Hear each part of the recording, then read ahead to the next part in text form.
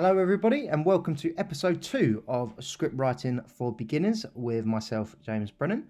On episode 2, I thought I'd do something different from what I did on episode 1. Episode 1, for those who didn't watch, or if you watched it and you were thoroughly confused, was trying to get across how to write a opening page of a script, be it television or film script. Theatre tends to be slightly different. Same thing goes with a radio play, which isn't necessarily my speciality. But in the episode 1, I was just trying to get across the basics in a very quick manner of what you have to include, what can be up for debate to whether or not to include, and the general visual layout, not necessarily the content of story structure. However, in episode 2, I thought I'd go over an existing script to show you how it should be done, period. You know, these are professional scripts. As you can see on today's episode, we are discussing The Wolf of Wall Street. And for those who have seen it, you would all agree that it's, I wouldn't say one of the best films ever made, but it certainly, when it was released, made a lot of guys want to don a suit and go into London or Wall Street and try their hand at trading. It really captivated an audience who, I suppose, idolised Jordan Belfort in a good way, in a bad way. It all depends on your opinion of stock traders, I guess. But that's not what we're trying to discuss here. We are trying to discuss the script of Wolf of Wall Street. It was written by Terence Winter, who is one of my favourite writers out there. He has written on The Sopranos, Boardwalk Empire, obviously The Wolf of Wall Street. He is a writer that has an amazing story of how he got his lucky break. He basically pretended to be his own agent when he first moved to LA. So he was almost representing himself. And they're the sort of stories that I just love hearing about, because it really does give hope to up-and-coming writers out there that you don't necessarily have to go down the traditional way of making or becoming successful. And the reason I like Terence Winter's work is he has a very unique talent for capturing character voices and the ear of people on the street. Now, what I mean by that is we've all seen stuff which is meant to be set in a location that everyone is familiar with, or you might even be from there. Let's say it's a TV show set in Liverpool. Now, Liverpudlians may have a very unique way of speaking, certain slang, etc. Same thing with London, same with Birmingham, and then obviously America. And when you watch something that's very authentic, you believe the characters a lot more. And this is what they say about character voices. Every character should be recognised by their dialogue alone. You shouldn't even have to know who's speaking in order to know who's speaking, if that makes sense. And I think Terence Winter does an amazing job of writing these slightly crooked criminals. Obviously on The Sopranos, where they were out and out gangsters, but in the Wolf of Wall Street context, he obviously was technically a criminal because he was convicted. However, he wasn't a gangster as such. So I thought this was a great example of me getting to talk about one of my favourite writers, and also a film that I watched recently again for the second time, and I forgot how good it was, really, in considering the length. Obviously, it's based on the book by Jordan Belfort, who it's about. Now, this doesn't make too much of a difference. Obviously, in terms of if you're an amateur writer and you write a script based on someone's book, you have to get permission from the author, which obviously in this case they did. But in the context of the script layout, it makes no difference whatsoever. It's your decision as the writer what to include from the book and what to miss out. That's why people, when they talk about Harry Potter, they're like, oh, the books are so much better because there are so much more chapters that went into Wizard Man's story and Dobby's backstory, and the films didn't do that, blah, blah, blah. It's all down to timing of films, and sometimes they just obviously don't have enough time. Right, so let's begin. We scroll down. Educational purposes. Yes, this is very educational. Thank you very much. Right. We open on an insert, and an insert is like a pop-up, I guess, the best way of doing it, where it's not necessarily meant to be real. It's an insert could be, in this instance, a TV advert, a YouTube video, a blog, that kind of thing. So TV commercial day. Now this is not describing when the character is watching the TV commercial, but this is purely describing what the TV commercial is. So the TV commercial is set in daytime. Over jungle sound effects, the camera is low, moving through brush from the point of view of a stalking animal. That stands for point of view. The camera is low. Now, some people say you're not meant to include stage directions and camera directions because that is the director's choice.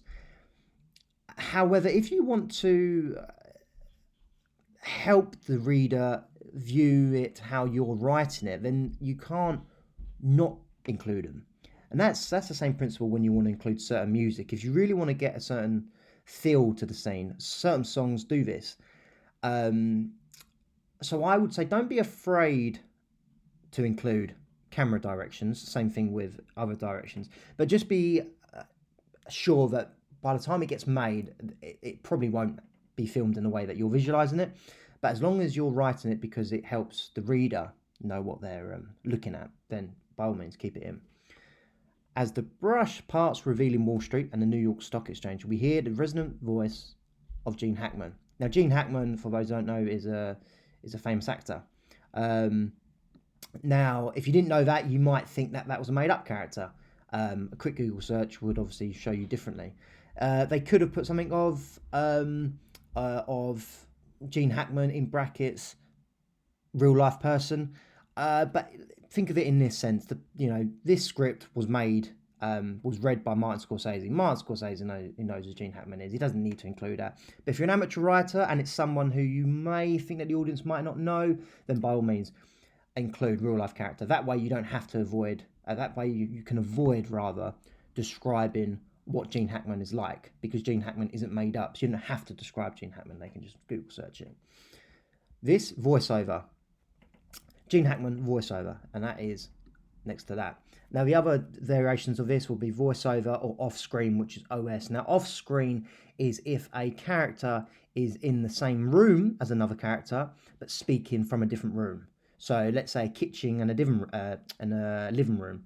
If you're in the living room eating and your mum shouts out from the kitchen, dinner's ready, you would put off screen because you don't see her, but she's meant to be in the same building. Voiceovers are only really used in this context because remember, this is meant to be from an advert's point of view. So you can imagine an advert would have a voiceover. However, when it's not used in an advert context, which again, Martin Scorsese's films tend to always include, Goodfellas, being the classic example, they can be criticised if they're done incorrectly and are done too much. If you use voiceovers purely to deliver character information, which is also known as exposition, which I will cover in another episode because it's quite a complicated but fascinating area to try to study and avoid. You can really think, oh, here we go, another one of those films that's just going to describe the whole world, describe the whole characters, all by a simple voiceover of the character. Because basically, a voiceover is hearing what a character's thinking, which in real life, you can't know what someone's thinking until they tell you. However, Martin Scorsese managed to do it, and it becomes a very classic Scorsese style. So in this instance, I'm not necessarily going to say it's bad, but just beware, again, a bit like the camera directions, that some people may criticize you for including it too much, or depending on what you're going to do it. And remember, if you decide to do it, you have to keep doing it. You can't do it in the opening scene and then voiceovers never appear for the whole film. It just looks a bit sloppy. The world of investing can be a jungle. We see a charging, snorting bull. Now, obviously, animal descriptions are capitalized just like character names are. Bulls, which, for those who don't know, is terminology within the stock world. We see a ferocious, growling bear. Again, another terminology within the stock world. So this advert is clearly an advert made for the stock market. Clearly, because he said investing, but it's also believable. If this was a genuine advert made about the stock market, for all I know that it could be, but let's say it isn't, it's believable. You know, if you're going to make something up which in the world of your characters is something that they would view, be it a newspaper they read, a book they read, make sure it's believable in the context of the film. Bears, danger at every turn. Pretentious classical music kicks in. Now, pretentious, it's describing the music, you can understand what it is. Pretentious would imply that it's a bit over the top. It's not as classical as you think it is. It's almost what rookie classical music listeners would listen to and try to claim that it's the best Mozart when it turns out to be Beethoven. That's why we at Stratton Oakmont pride ourselves on being the best. Now, that's the first time they mention the company. Now, this is the first bit of information that's probably true. Again, because this is based on the book, this is Jordan Belfort's company. So bearing in mind, this advert, by the sounds of it, then probably was real if it's mentioned a real company. Various shots of a conservative young man reviews a stock portfolio of a wealthy older couple. Smiley young woman sits before a computer talking in a headset. Trained professionals to guide you through the financial wilderness. We see the Stratton team, an ethnically diverse group of actors with the handsome grey templed chairman. Stratton Oakmont, stability, integrity, pride. Now this is a great transition. Bearing in mind you have all of this talking about how good this company is and how trustworthy they can be. We'll see a shot of the black glass Stratton building and wallop. We are now in February 95. We state the year. Now again, this might not then therefore be visually seen by the audience in cinema, but for the reader, we know that it's, you know, the period of time that it's set in. Absolute bedlam. Complete contrast to the stability and integrity pride. Three drunken stockbrokers, most in their early 20s, chant wildly as Jordan Belfort, handsome, 30, stands beside a dwarf dressed in tights, capes and helmet. 25 grand to the first, to now a bullseye. Bullseye is a large dollar sign in the middle of a giant Velcro dartboard. Now, a bit like character descriptions, using the word handsome can be a little bit cringe, because then it's like saying Jordan Belfort handsome, female beautiful. Some adjectives can be a bit old-fashioned now. But again, this is based on a true story. It's about a very arrogant, cocky stockbroker. So almost you're writing it as if it's Jordan Belfort writing it. So he would call himself handsome. It just, again, creates this sense of he's handsome. He'd probably call himself handsome. Why not stick it in? The bullseye, middle of the giant Velcro dartboard. Watch and learn, people. The brokers go ape as Jordan grabs the dwarf by his pants and collar in the crowd. Cash fires as side bets are made. Jordan winds up names for the dartboard. 1, 2, 3, throw. The brokers cheer and the screaming dwarf takes flight, hurtling towards the camera. We freeze frame. Again, a camera direction, a direction that would be required by editing. Sometimes taboo, but again, this builds up how we visually want the film to be seen, and obviously for those who have seen the film, we know exactly how this scene opens up. Voiceover. Now again, voiceover in the present day. My name is Jordan Belfort. No, not him, me. You can bear in mind, he's not talking about the dwarf. I'm a former member of the middle class raised by two accountants in a tiny apartment in Bayside, Queens. Exposition. Now that's what I'm saying about voiceover. Now, I'll only briefly touch on exposition. Exposition can be tricky because you sometimes feel like you get too information in an obvious way. This, however, isn't too bad. It's simply saying about his history, and the fact is, it then cuts to precisely what he was talking about. He's almost just your narrator. Series of Polaroids again sets the year. Jordan, he's now changed age, smiles and he poses behind a lemonade stand. His parents, Max and Leah, behind him. Jordan, 13, stands holding a styrofoam cola. It's a nice on the beach. Jordan. So it's a series of Polaroids being shown on camera. Dush, dush, dush, dush, dush. Such a quick way of getting rid of all that childhood backstory done like that. And for those who can't see me, I'm clicking.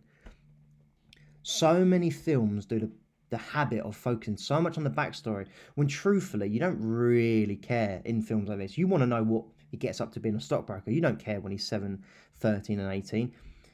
Basically what he's trying to say is all of this made him the man he was. Certain aspects made no difference, certain aspects did make a difference.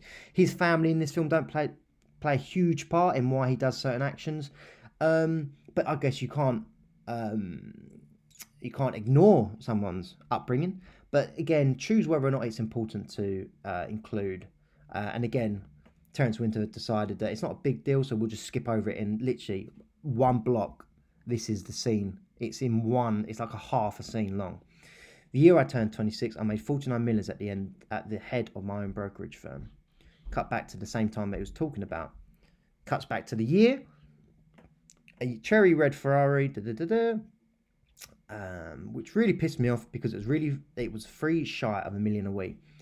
Creates character, very arrogant, ungrateful, jokey maybe, a bit sarcastic. I'm not too sure. When you hear Leo say this line, you kind of laugh because he doesn't actually say like he's fuming, but you can imagine the type of character he is. The Ferrari weaves in and out of traffic. Hey, my Ferrari was white, like Don Johnson's in Miami Vice. Again, referencing something that was relevant in the sort of the 80s and the 90s. We see the same Ferrari now in white as it zooms away. A blonde head bobbing up and down in Jordan's lap. Very naughty.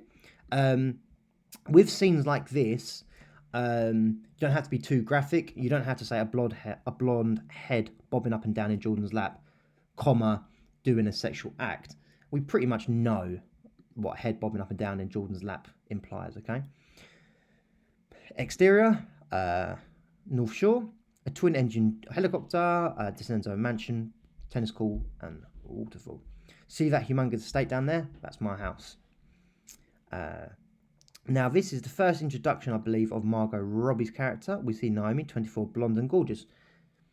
A living wet dream. Now, that, to be honest, is I've never seen anyone describe a character in a way like that before. Now, that is, again, old-fashioned, sexist, but again, the character that Margot Robbie plays, this Naomi, she kind of falls into that trap, you know. That's what she's portrayed as. So why not write it as that? You know, it's no point saying blonde and gorgeous, a reserved churchgoer, because you know she isn't a reserved churchgoer. I think this is a brilliant way of showing not only what Jordan thinks of her as, i.e. blonde, gorgeous, she's a flipping wet dream in lingerie. It's also probably what Naomi sees herself as well. She knows she's gorgeous, so she knows people think of her in this way. So as the writer, you write it what you want the reader to also agree with you on. My wife, Naomi, the Duchess of Bay Ridge, Brooklyn, a former model and Miller Lite girl. Again, former model, so that kind of, again, goes hand in hand with why she's in lingerie. Naomi licks her lip. She's incredibly, painfully hot. They're really making an effort, Terence Winter here, to get across how stunning she is, which, for those who've seen the film, it does play into the storyline. Yeah, she was one blowing me in the Ferrari, so put your dick back in your pants. So Jordan, because he is the narrator of this, he's referencing scenes that we have also seen. Now, this is all in his head, so in theory, we've kind of been invited to see former memories. It's a very unusual way of filming it because it's not conventional, but it works. Over the following, we see a quick series of shots. This is also known as a montage, really. It's a quick way of getting information across. All taken from TV, a mansion, wealthy people, champagne high top. In addition to Naomi and my perfect kids, I own a mansion, private jet, 6 cars, 3 horses, 2 vacation homes, and a 170-foot yacht. Again, just shows you how rich he is and what he thinks of materialised possessions. Hotel bedroom night. Sweaty, wild-eyed, naked Jordan. Nearly swore him. Jordan, a Hispanic hooker from behind. Actually, I should have said Jordan, a Hispanic lady from behind. The contrast. He just said, my wife Naomi says how beautiful she is, how happy how he is, and blah blah blah blah, and yet she does this sexual act to him in the car. but then he can't help himself, and he then still goes with a lady of the night. You know, it again just shows you what type of guy Jordan is. I also gamble like a degenerate, drink like a fish, do this maybe 5 times a week, and have 3 different federal agencies looking to indict me. This is kind of foreshadowing the downfall of him. He's aware that he's been investigated for his actions. Is he doing anything about it? No, he isn't. He's doing everything but, you know, he's gambling, he's drinking. He's basically living his life regardless of what the federal agencies are looking to do to him. Bearing in mind, the whole point of the first 10 pages of a script is to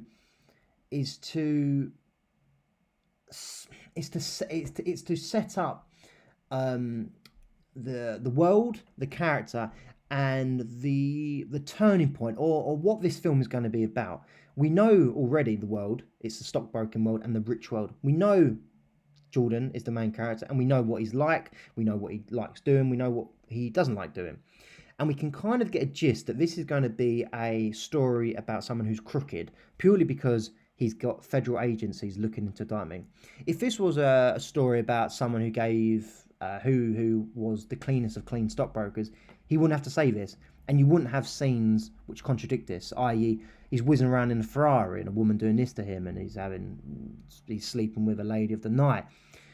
It all plays into foreshadowing the downfall of him. He dismounts, does drugs. Again, brilliant visual. I mean, there's doing drugs, and then there's doing drugs tenfold. I mean, that is, again, another great way of showing. Visually, it's funny.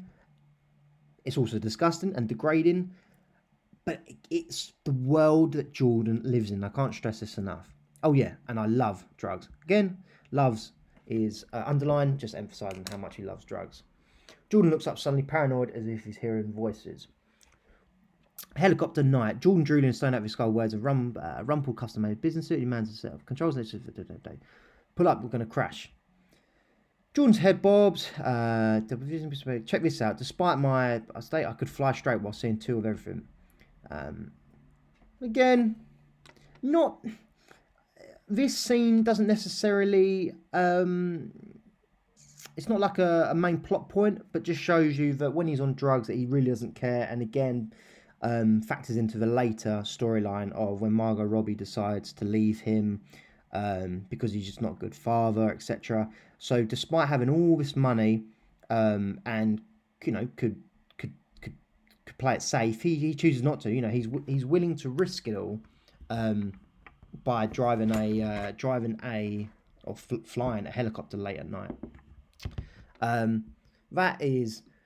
That's a skill in itself, writing something in drunken language, I guess you would call it, because you have to kind of think, how do drunk people speak? They can form certain words, but other words aren't. So as long as you get the rough gist of what you want somebody to say, feel free to spell it incorrectly. This is unusual because you don't necessarily, you know, Jordan and Captain Dave are the only 2 people in the scene, so you could have got away with writing it without the Captain Dave. But we just want to know that he turns to Captain Dave and says this.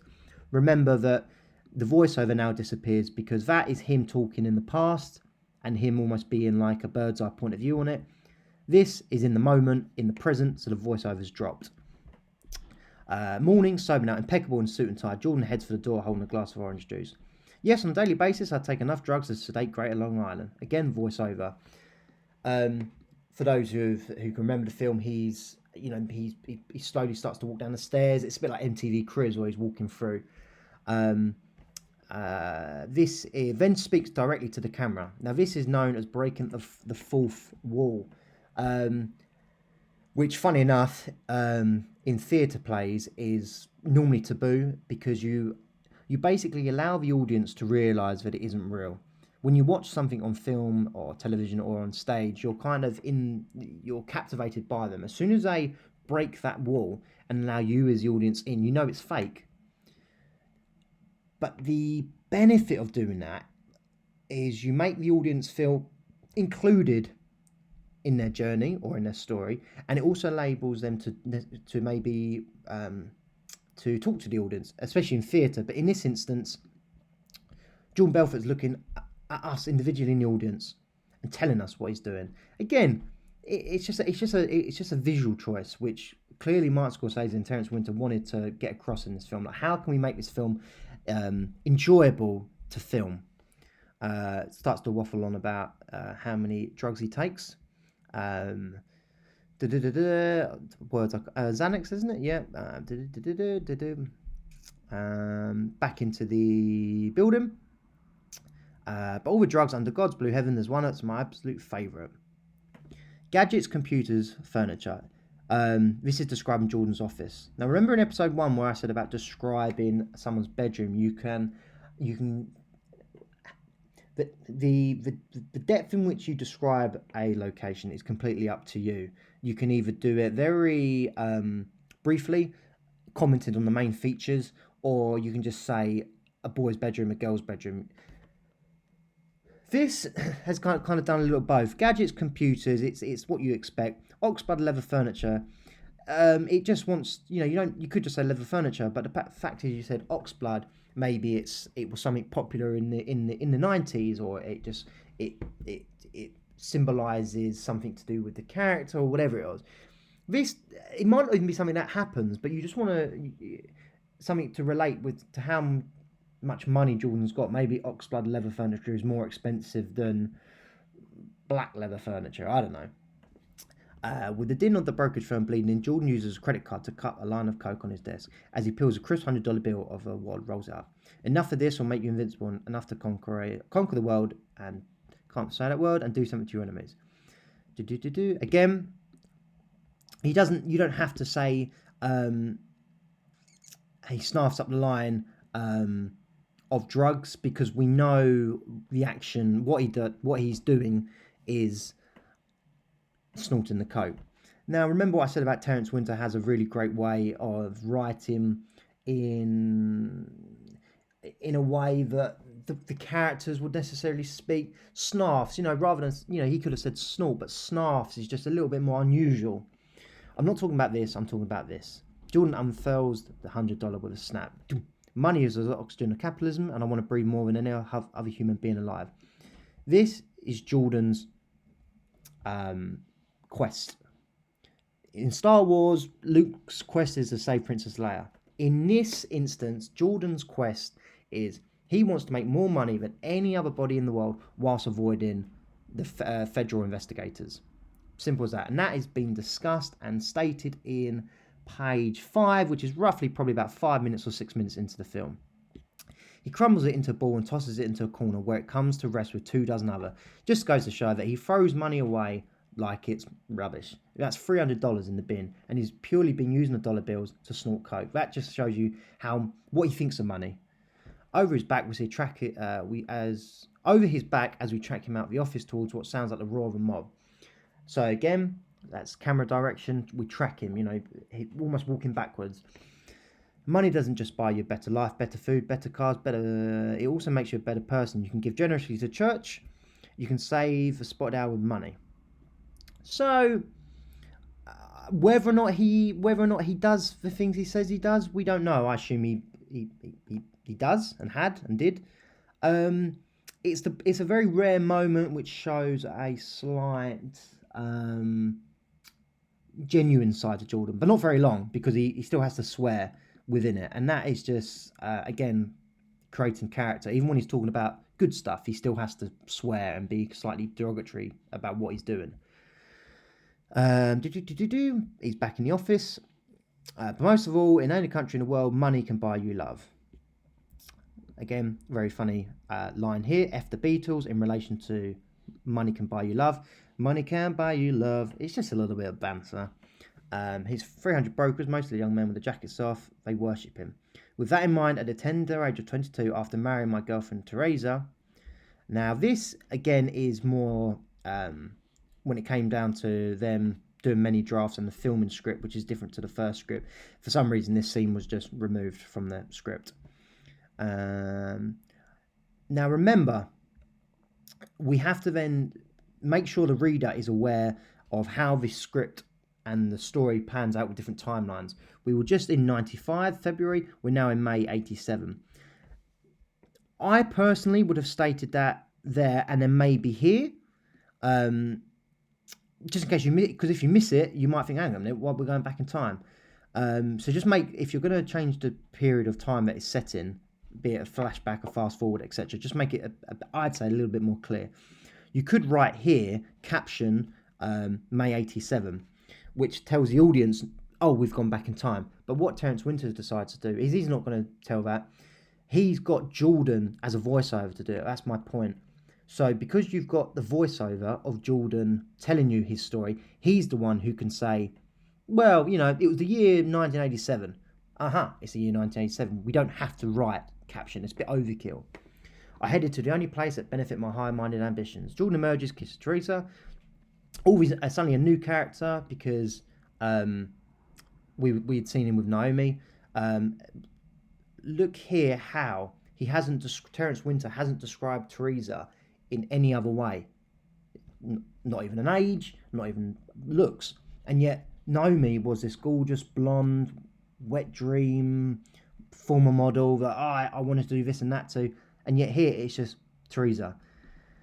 Just shows you, perhaps, and as we know what happens in the film, what he thinks of Teresa. He loves Trina. Trina's more of a mum, whereas Naomi's more of this like hot woman he wants. And I think that's why Terence Winter didn't write any character description. This Teresa could be vanilla as vanilla. You could have wrote that, kisses Teresa, comma, vanilla as vanilla. Just shows you that Jordan Belfort eventually is going to get bored of her, which he does. Then joins a sea of commuters heading to work. Jerry Fogel, that is just someone who just shouts out from the crowd. Rothschild, real life company again. Computers, telephone, at the desks, brokers, like an eager puppy. Bit of stage direction there. Helps Leonardo DiCaprio out when he was acting. So I know I've got to be energetic. Plus, it shows you that Jordan Belfort is slightly energetic. He's not necessarily scared. Jerry Fogel, you got a problem with that? Jordan, you can tell that this Jerry just doesn't care, you know. Oh, sorry, my bad. I know what it is. Pre-lap. So pre-lap here is speech that happens in the scene before. So visually, we're still looking at the building from from the exterior, and yet we see a character say this line, which then relates to back inside the building. In theory, Jerry Fogel could have been off-screen maybe, or voiceover. I'm not too sure, but the pre-lap kind of also makes sense. It's just, again, that's something that you notice when you're watching it in the film instance, not necessarily makes any difference to the script. Nope, no problem at all. Remember, Jordan Belfort is younger here, so he's not as cocky. Your job is connector, which means you'll be dialing the phone, trying to connect. Now, this is exposition, but genuine exposition, because if it was your first day on the job, regardless if you knew how the job, your boss or your manager is going to explain to you what your job is to do. However, it's also a great way of explaining to the audience what on earth this world is. For those who don't know what the stock market is, especially in the 80s, you have a character, normally in a higher position, explaining to the character, but also, wink, wink, nudge, nudge, explaining to the audience. Jordan takes a seat. Just so you know, last year I made over 300k, and the other guy you'll be working for made $1 million. Now, we know that in comparison to what Jordan Belfort makes in the future, this is peanuts, which, again, is quite comical. And Jordan Belfort, again, voiceover, millionaires. I can only imagine what a douchebag that guy must have been. Jordan Belfort in the present may have been impressed. Jordan Belfort in the future, looking back on his life perhaps, he's not impressed. I believe this character is the Matthew McConaughey character. Jordan, Mark Hanna. This is Fogel regarding Fogel. Good, you've met Jerry, one of the smartest guys in the office. Whoever. So basically, it just shows you that Mark Hanna also doesn't like Jerry. That could have been, again, didn't have to include that. You could have put Mark Hanna here. You could have said Mark looks over at Jerry briefly, then looks back at Jordan. Fogel's smile turns to a frown because he's heard it. He hands Jordan a stack of cards. Smile and dial, and don't pick your head up till you've got one. Don't mind Jerry, his father. Okay, did all that.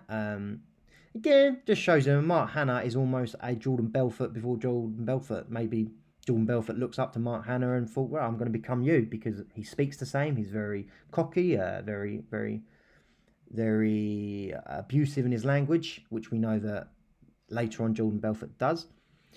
I heard you pitch stocks. Yep, you had to do something to stand out. I love that. Let's grab lunch. Windows good with you? Yeah, great, yeah. Give him links to Clark. Again, how similar does that sound to a line that Jordan Belfort would say later on?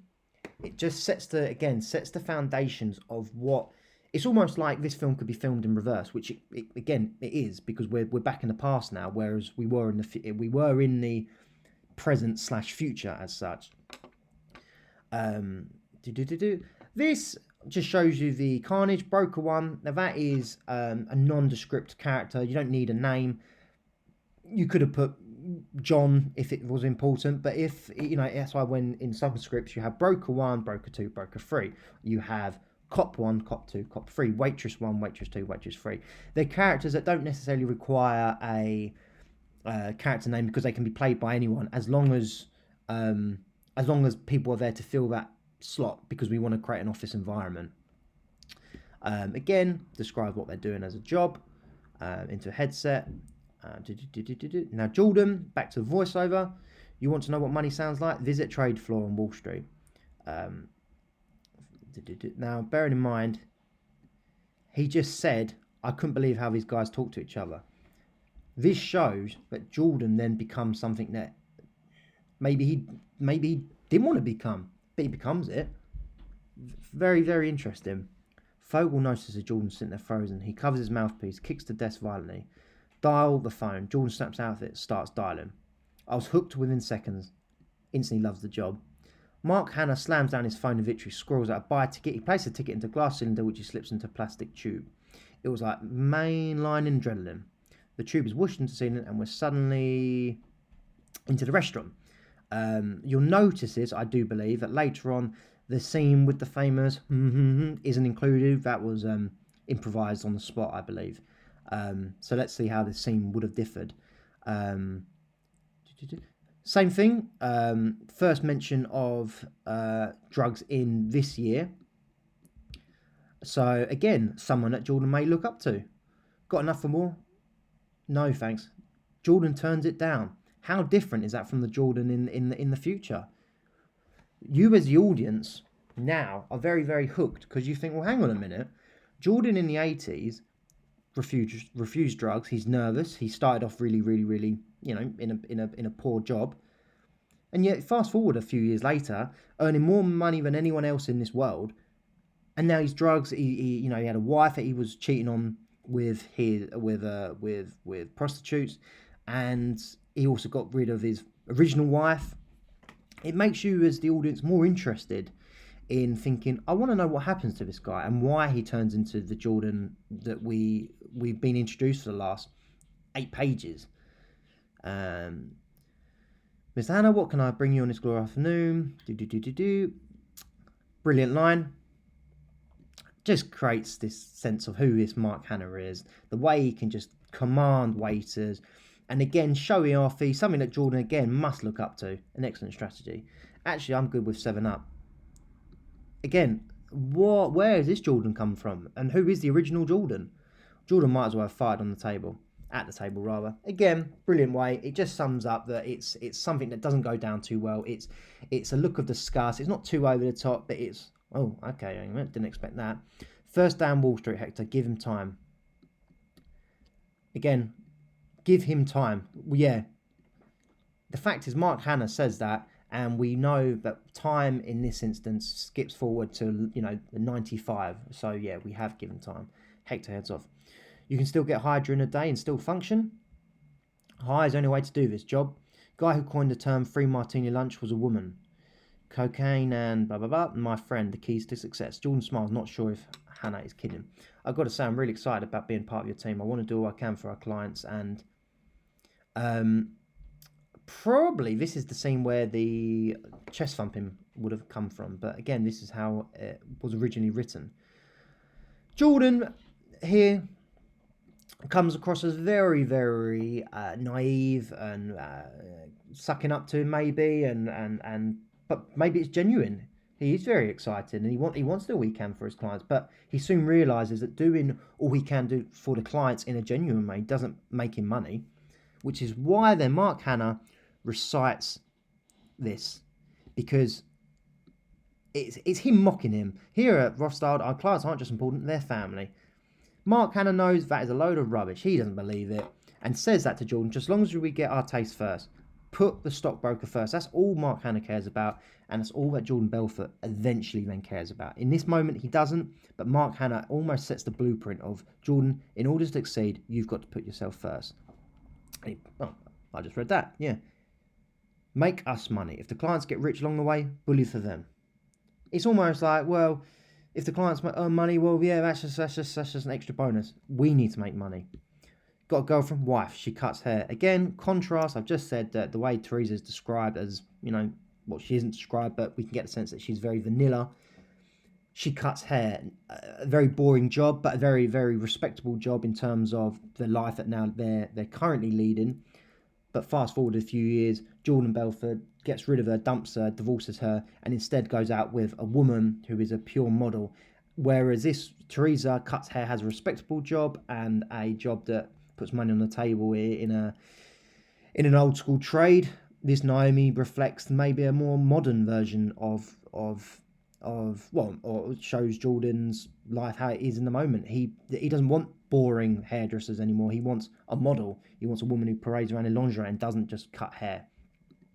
Mark swallows a comment about that, meaning he probably was going to say something, but decides not to. It shows you that Mark Hanna is a little bit of an idiot, a bit rude, but he could have said something. He just chooses not to. Okay, first rule of Wall Street: nobody. I don't care if you're Warren Buffett, who's a Wall Street genius, or Jimmy Buffett. Nobody knows if the stock's going up and down. This is Mark Hanna explaining to Jordan, but also to us, what the fundamentals of the stock market world is like, and what goes on. It enables the audience members who may not know what the stock market world to understand it, and otherwise, there's nothing worse than watching the film and you have no clue what it's about. And something like the stock market world, which is something something slightly tricky to comprehend. It's an easy way of it being summed up in a sentence or in a speech rather, that this character would most likely say. And he says, well, sure, good, jerking off is key and I highly recommend. So he's the one who recommends the drug later on to Jordan, and basically says, in order to succeed, you need to dial faster, which is good for me. Churn them and burn them, baby. Then I won't do any more pages, so I only said 10 pages. But bearing in mind, this is the opening 10 pages, so therefore the 10 minutes, and we've already seen the contrast of Jordan as a person. He goes from being this very cocky guy at the start, whereas before in his earlier life he was quite shy and quite reserved. So what happens in between, and why he becomes the guy he does? Was it Mark Hanna's fault, or did Mark Hanna did the blueprint of it all? We don't know, which is why, as the reader, you're very interested to carry on reading and to learn more about this guy. So hopefully, in this brief and slightly quick video of the 10 pages, you can get across. You can see how a professional script should be laid out, which again is no real different from the script that we wrote in episode 1. It clearly contains the same key parts, i.e. character descriptions, actions, speech, character names, goes down, different cuts to different scenes, dates and years and times if need be, but making sure that they're included at all times, so you as the reader can keep track of where we're meant to be within this timeline. And by the time you get to 10 pages, the key things to have got cemented in is who this story is about, what the story is about, and where the story is about. So we know the story is going to be about Jordan Belfort. We know the story is going to be about him and his stockbroking journey, him making money, and him trying to evade the FBI, and all the stuff that goes in between it, i.e. how he went from boring Jordan to this crazy Jordan, and how he got hooked on drugs, etc. And where the story sets, well, we know that it's set in the 80s and the 90s, in Wall Street, in New York, in America, in the stock marketing world. We know all that within 10 pages, which is 10 minutes, which is quite impressive, considering you think that this 10 pages could have been written and focused on Jordan's childhood. That would be 10 minutes wasted, because we don't really need to know that. We knew about Jordan's Belfort in half a scene with the Polaroid pictures of him growing up. And as you can see here, it makes no real difference to him as a person now.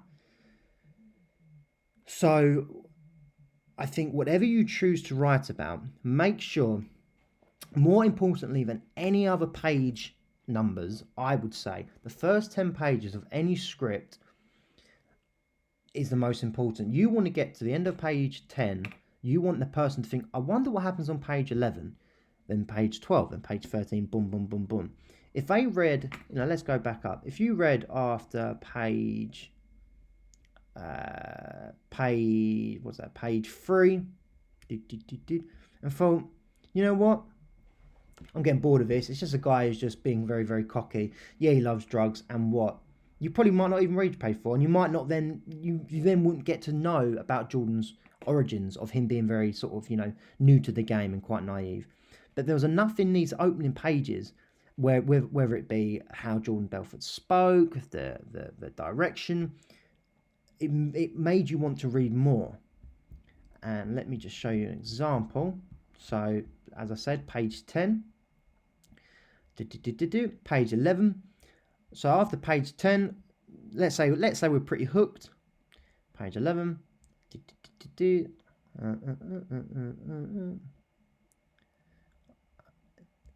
So we now know that even in 11 pages, 11 minutes, we now already fast forward 2 years, and we're back on this journey now. Jordan Belfort's a little bit more experience, and off he goes. So, I hope you've enjoyed this episode, and I hope you also can realise how beneficial it is just to read scripts of films and television shows that you like, to emulate them, to copy them, to see how they perhaps wrote a scene that you really, really liked, be it, the scene at the start and Jordan Belfort walking through the house. You think, I want to have that in my film and television show. I'm just not too sure how they're going to do it. Well, I recommend you read scripts like this and just basically copy it and practice it in a style, and make sure however you write is your own style. Which is why when you read a script by Terence Winter, you know it's written by Terence Winter, because everything he has in it is true to the way that he writes. Thank you very much for listening to episode 2 of Scriptwriting for Beginners. In episode 3, I'm going to try and do a video. I will do a video on exposition, which is something that I've mentioned I did discuss briefly here. Didn't want to get too into detail, but unfortunately you can't not go into detail because it's one of those grey areas as such. So hopefully that'll be of interest to you guys. Thank you very much for listening to this video, and please like and subscribe, which is something that I don't usually say. Thank you very much.